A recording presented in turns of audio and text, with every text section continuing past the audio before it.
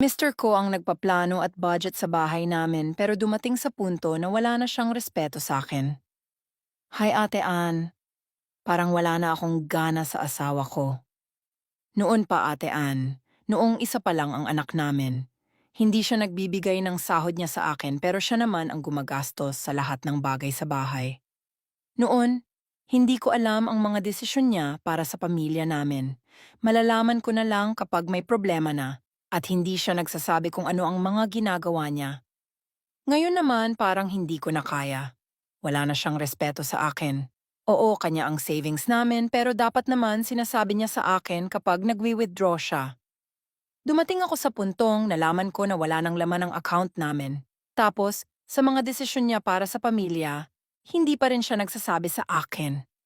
Noong June, sumama na talaga ang loob ko. Nagbakasyon kami ng pamilya at doon ko naramdaman na nawawala na talaga ang respeto niya sa akin. Nawawala na rin ang tiwala ko. Isang insidente Ate Ann, kinuha niya ang mga alahas ko nang walang paalam. Akala ko may magnanakaw sa kwarto namin dahil hindi ko na nakita ang mga ito. Sabi niya na babalik din daw ang mga alahas. Pero hindi ko alam na siya pala ang kumuha. Nalaman ko na lang noong isang babae ang nag-message sa akin. Pinadala niya ang resibo ng pagsasangla ng asawa ko sa mga alahas. Doon ko na napagtanto na siya pala ang kumuha.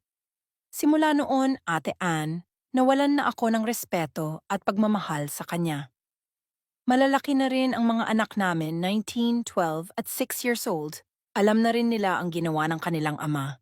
Hindi ko alam kung paano ko idedetalye ang lahat, pero ramdam ko na wala na talaga siyang respeto sa akin bilang asawa.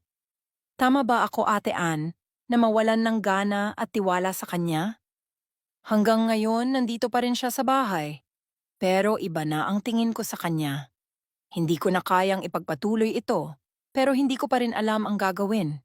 Gusto ko na lang mag-abroad para malayo at makalimutan ang sakit na dulot ng ginawa niya. Ate Ann, nasa puntong martir na ako. O ako lang ba ang nag-iisip ng ganito?